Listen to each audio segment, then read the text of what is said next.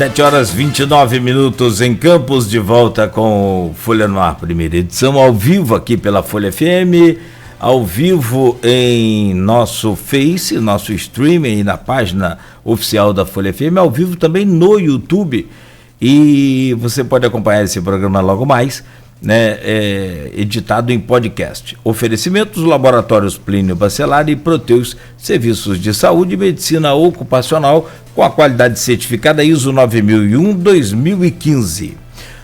Olha, várias polêmicas envolvendo aí a história de Campos, envolvendo inclusive a data de nascimento, envolvendo uma homenagem que foi feita ao Capi, né, ali no anfiteatro, no centro de Campos, e a gente tem aqui hoje, né, a presença da historiadora Silvia Paz, para entender, para debater um pouco mais sobre esses assuntos. Silvia, muito bom dia, é um prazer imenso recebê-la aqui na Folha FM, e de tantas vezes que já recebemos na Continental, ainda temos agora o prazer de recebê-la aqui no Folha no Ar, primeira edição. Seja bem-vinda, bom dia. Obrigada, bom dia, Cláudio, bom dia, Luiz, bom dia a todos que estão nos ouvindo neste momento e posteriormente. Bom dia a todos. Bom dia, Silvia, pela presença. Silvia, isso tem essa coisa do aniversário da cidade. Todo mundo acostumado com a data de 28 de março, né? Mesmo que não se ligue o próprio nome de uma das principais vias da cidade leva esse nome, está sempre lembrando no cotidiano das pessoas, né? Mas nós temos aí discussão de outras datas, né? 1º de janeiro, 29 de maio. Eu vi o Edmundo Siqueira, blogueiro do Folha 1, tem se dedicado, um cara muito dedicado à cultura de Campos, né? Sem dúvida. Levador a tempo à cultura de Campos. Esse foi um debate que tomou força, inclusive na Câmara de Vereadores, e eu li a matéria que ele fez contigo, dando a sua opinião. Podia dizer um pouco para o nosso ouvinte, telespectador, o que você pensa sobre a questão? Pois a gente tem uma data que diz assim, quando que a cidade nasceu? A cidade de Campos, ela nasceu como cidade no 28 de março. Mas ela não nasceu aí enquanto localidade, município, tá? Ela tem uma história muito anterior a essa data de 1835, que é o 28 de março de 1835. Isso aí foi como é que fala? Um título que ela ganhou nesse momento, né? Mas a data de fundação deste território politicamente considerado, no meu ponto de vista, é o 29 de maio de 1677. Aí sim, nós começamos a existir como uma localidade, como um território definido, com uma ocupação econômica, política, social, administrativa, né? É nessa data. Então, aí nós podemos... Bom, agora a gente despreza as datas anteriores? Não, claro que não.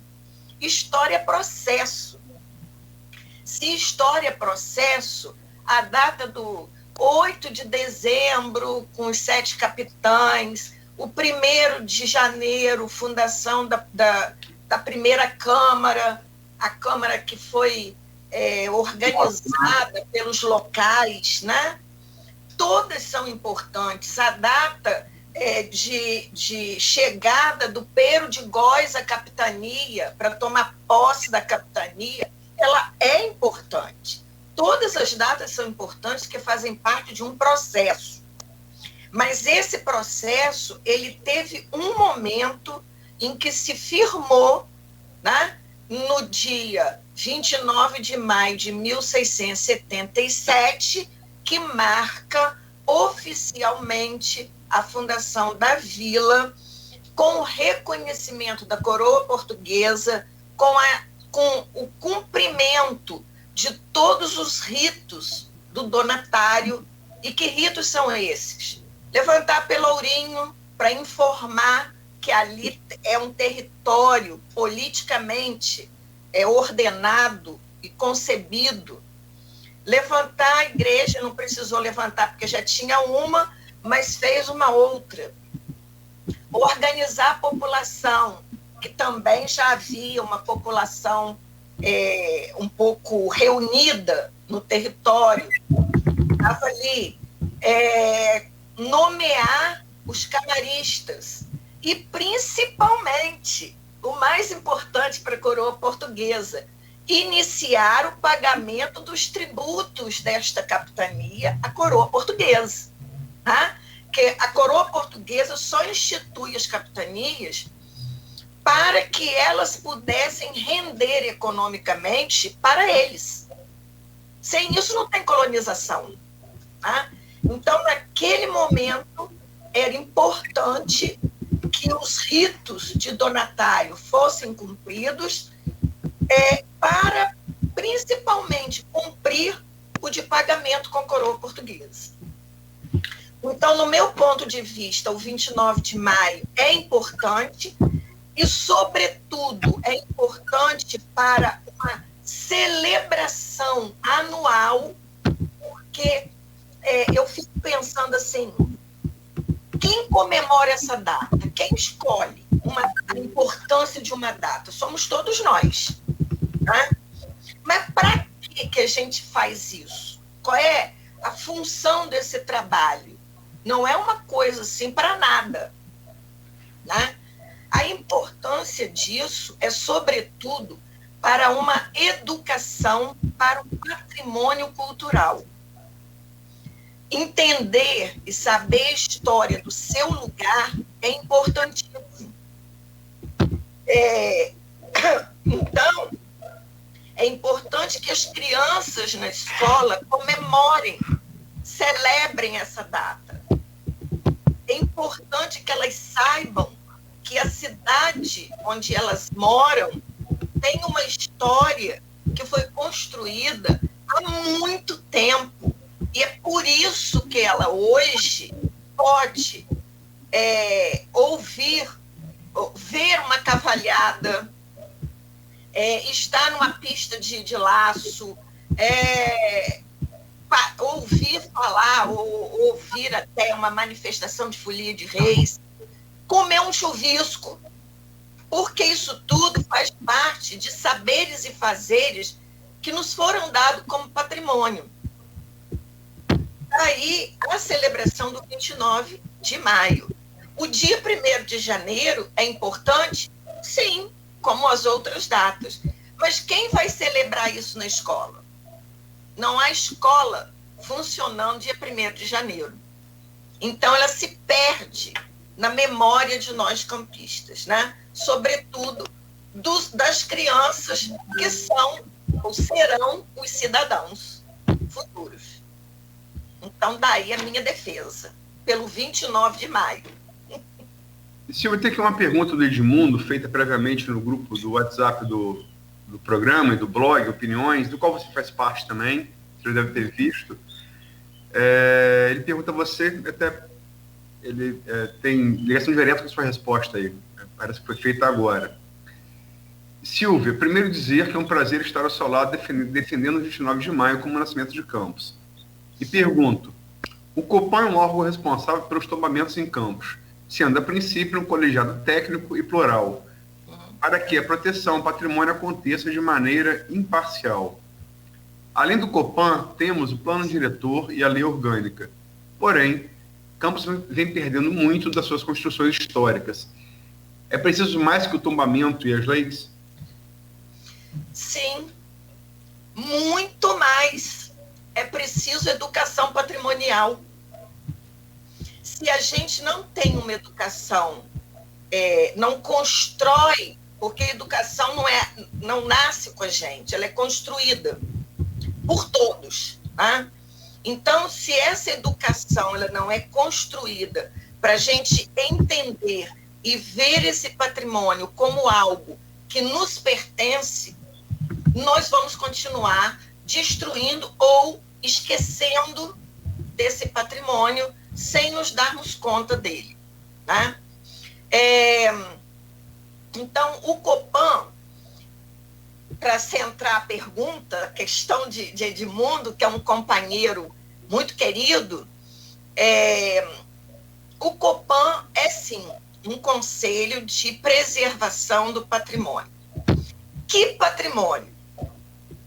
O patrimônio cultural, que é composto de um patrimônio material, que são os bens que a gente vê e que tem um custo de mercado, tem um valor de mercado, além do valor afetivo.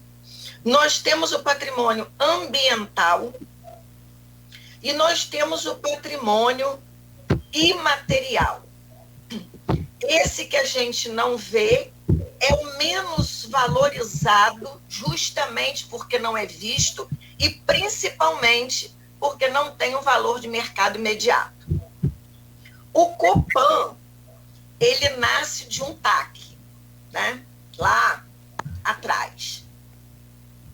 E, para mim, eu que participei desde esse momento do nascedor do Copan e participo hoje dos debates desse patrimônio, embora não seja membro mais do conselho, eu vejo o Copan como um conselho dos mais complexo que nós temos. Tínhamos cerca de 23 conselhos no município, não sei se atualmente estão todos em funcionamento, porque depende de um ajuste entre a sociedade civil e o poder público, né? Então, o Copan, ele mexe com uma coisa que é valor de mercado. E o bem material, esse bem material que tem um valor de mercado. Os outros conselhos não mexem com isso, não tratam das questões urbanas, tá? Não tratam de valores de patrimônio. Então, são conselhos onde o conflito é menor, eu diria. O Copan, os conflitos são muito constantes. E é muito difícil você conseguir o apoio ou o entendimento de um cidadão se ele não foi educado para ver isso. Se ele não foi educado para ver que uma determinada árvore ela pode ser considerada um patrimônio para uma determinada comunidade. Uma árvore, esse povo está doido, né? Joga a árvore no chão. É mais difícil ainda se ver o valor de um bem que está deteriorado.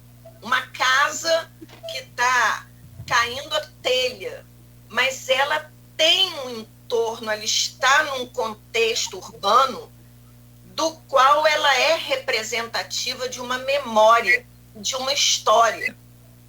Mas as pessoas que não estão educadas para perceber e sentir isso, bota no chão, né? Teve uma vez que eu participei, não sei se a gente tem tempo para falar essas coisas, Luiz, mas é interessante que... Vou falar rapidinho.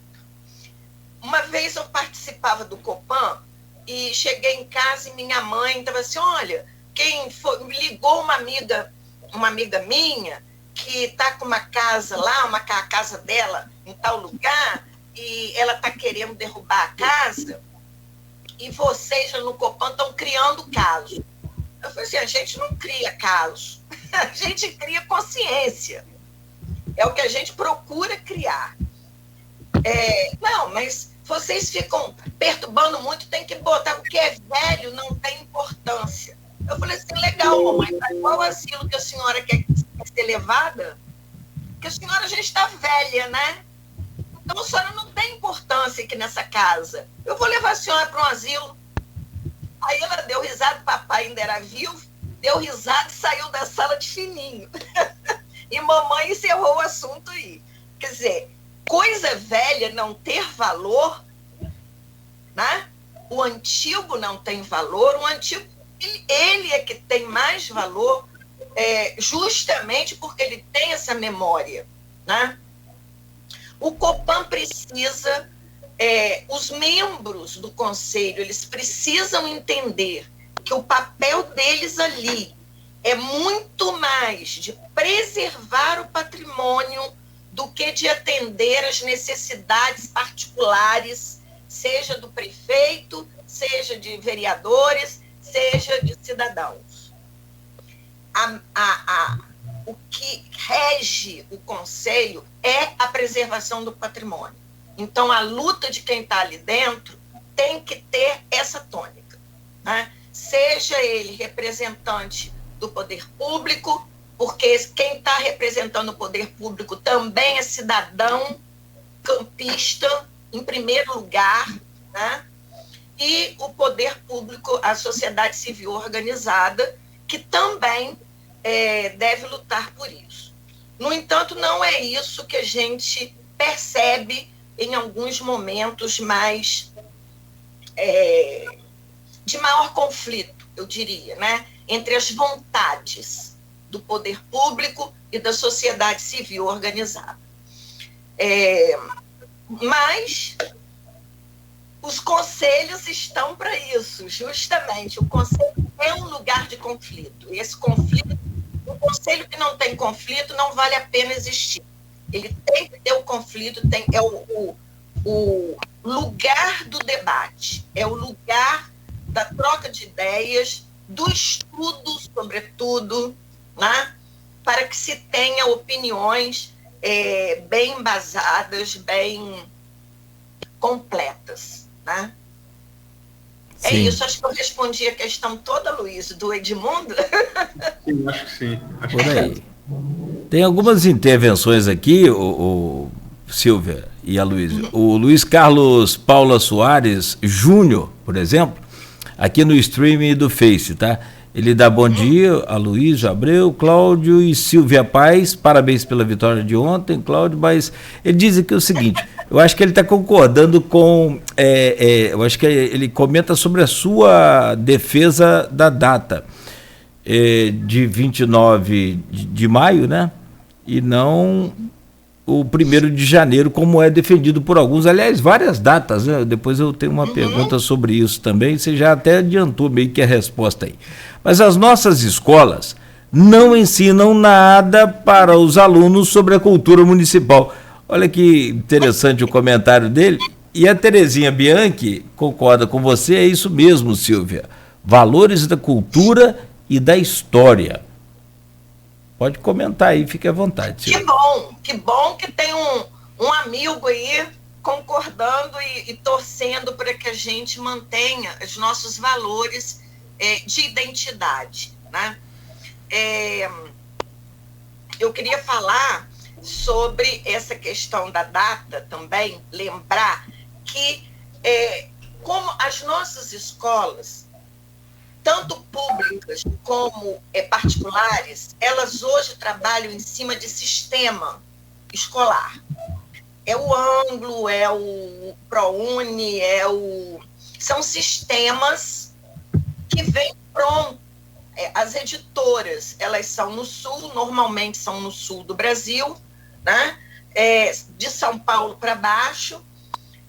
A produção desses livros são feitas por professores de lá, claro que com consenso, né, e apoio do MEC, e as escolas, então, escolhem entre uma gama de produtos o que melhor lhes interessa. E os pais compram os pacotes, né? Tem o sistema Dom Bosco também, entre outros.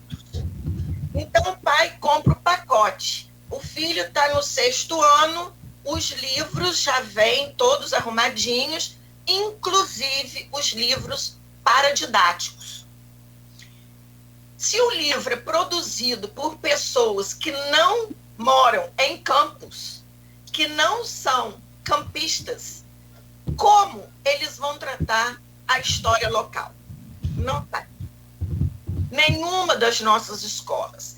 Raros são os professores, e a gente tem feito um trabalho já há algum tempo com os professores da rede pública e particular, e nós temos tido uma adesão enorme. Falo isso pela Oficina de Estudos do Patrimônio, que é coordenado pela professora Simone Teixeira, da UENF, e nós, desde 2004, a gente vem desenvolvendo um trabalho de educação patrimonial. Primeiro foi junto às escolas, diretamente com os alunos. E hoje o foco é com os professores da rede oficial de ensino. E a gente tem tido um apoio muito grande desses professores, que estão entendendo o valor desse nosso patrimônio, buscando maior conhecimento, né, para poder trabalhar com os seus alunos. No entanto, nós tivemos um livrinho, Gente da Terra, não sei, muitos dos ouvintes devem se lembrar desse livro, que foi adotado muitos anos pela prefeitura, escrito pela professora Marluce Guimarães.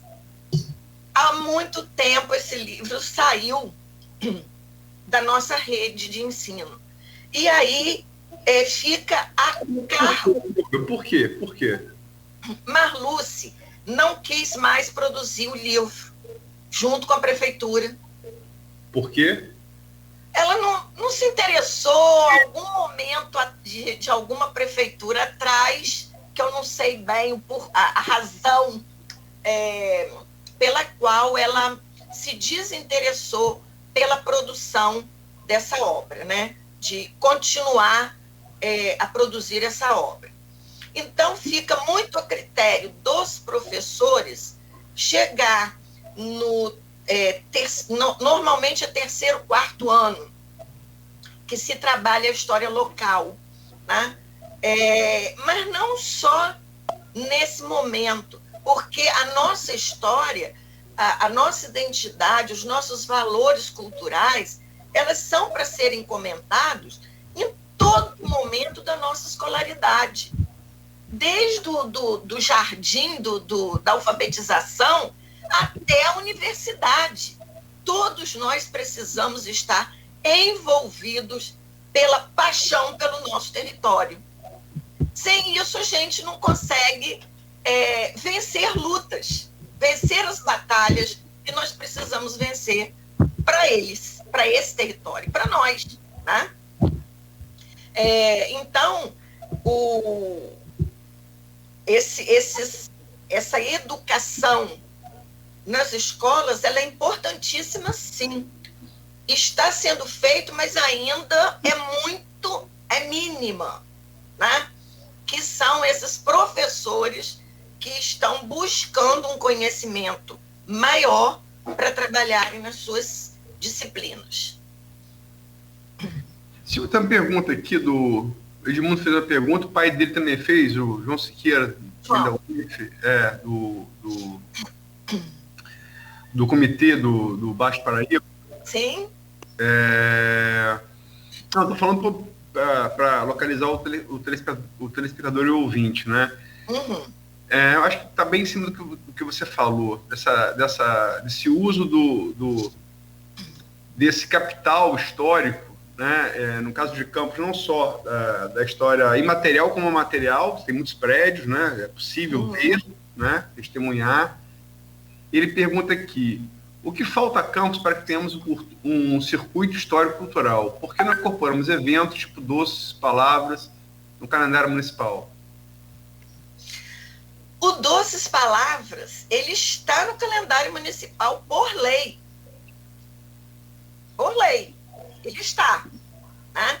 Mas ele tem tido uma dificuldade muito grande de se colocar no governo passado e atualmente por causa mais da pandemia, né? E no governo passado, não, acho que não foi... Não avisaram na hora que não poderia fazer fisicamente. Isso. Então, houve um esforço de toda a comunidade participante E o festival aconteceu, embora sem o brilhantismo das primeiras edições, né? E agora, atualmente, vai acontecer também. Na versão online, já estão sendo preparadas as programações, os programas já estão sendo montados, e setembro vai acontecer o Festival Doce Palavras. Um circuito histórico depende de uma coordenação turística, de interesse não só do governo, mas também das pessoas que têm produtos para serem mostrados. Né? O João me apresentou e apresentou a um grupo duas coisas importantíssimas que eu não conhecia e que hoje eu curto muito, que é a Telura, uma cachaça local, premiada no exterior, maravilhosa, um espaço maravilhoso para receber turistas, né? E me apresentou também as pistas de laço. Eu já vinha pesquisando há um tempo sobre a importância do cavalo na nossa identidade cultural. O cavalo ele está presente desde os primeiros momentos do nosso desenvolvimento econômico, que foi a pecuária, lá na colonização, lá em 1677, né? E hoje nós temos, além de ter ficado a marca da cavalhada, por exemplo, nós temos grupos de cavalgada, pistas de laço, muitas. O cavalo, nós temos sela campista, que é uma sela que é feita aqui em Campos de uma maneira diferente do que ela é feita no Brasil inteiro. É uma sela que é procurada pelos cavaleiros de outros países, inclusive, né? O laço campista é um laço diferente do laço dado pelo cara que está lá nos Pampas. Nosso território, ele tem uma paisagem de restinga. Então, o gado, quando está solto, ele tem que ser laçado com laço curto. Isso foi o João que me ensinou, tá? O laço tem que ser curto antes do boi entrar na matinha de restinga, que é uma mata fechada, muito baixa, e aí o cavaleiro perde o gado. Mas espinhenta, né? Então, é diferente dos Pampas, que é um laço longo, porque você tem muito pasto aberto, né? E a mata não tem espinho, né? A vegetação não tem espinho, na restinga tem muito espinho. A espinho, exato, né? Então, é difícil você entrar com um cavalo atrás de um boi ali. Então, o laço tem que ser rápido e curto, né? Isso são peculiaridades interessantíssimas para o turista. No entanto, precisa do apoio do poder público e do apoio do empresariado, né? Quem tem para oferecer esses produtos para o turismo, né? Isso aí, chegando a um acordo, nós vamos poder dizer que, porque nós temos turismo em Campos, nós temos, que é um hábito também da gente dizer que Campos não tem turismo. Campos tem turismo. Ela pode não ser uma cidade turística como Petrópolis, como o Rio de Janeiro, né? Mas nós temos turismo. Falta a gente se organizar melhor. Nós temos turismólogos, nós temos guias turísticos, com carteirinha da Turis Rio, com todo o equipamento necessário. Nós temos aeroporto, nós temos estradas que nos ligam ao Brasil inteiro, nós temos meios de... e uma outra coisa importantíssima também, nós temos condições de atender ao turismo médico, que não é explorado. né? Porque o turismo, diferente do que a maioria pensa, turismo não é só lazer. Tem o turismo comercial, o turismo médico, o turismo cultural, tudo isso são produtos turísticos que podem ser desenvolvidos, né? Gastronômico. Nossa, muita coisa. De doce, então, perfeito, né? Então, nós temos muita coisa. Falta casar a vontade pública com a vontade e a organização desses produtores dos bens de turismo. Bom, são 8 horas. A demanda sempre é grande, aliás, várias intervenções aqui em nosso streaming. O pessoal todo aí agradecendo a participação, parabenizando a Silvia. Né? Teve um relato aqui também, o Marcelo Sampaio, Luiz, eu não sei se você chegou a acessar aí. Eu deixar para Então deixa lá, deixa guardadinho aí. Próximo bloco, então, a gente abre com o Marcelo e a importância desse debate sobre a cultura, sobre esses temas importantes, a data defendida aí, né, pelo nascimento de Campos, que é importante para todos nós. E também no próximo bloco vamos abordar aí outro tema polêmico sobre o CAPI, evangélicos, e também os 6 meses de Vladimir. São 8 horas, 1 minuto em Campos. Nós vamos a um brevíssimo intervalo comercial. Voltamos em instantes. Oferecimento dos laboratórios Plínio Bacelar e Proteus Serviços de Saúde e Medicina Ocupacional com a qualidade certificada ISO 9001-2015.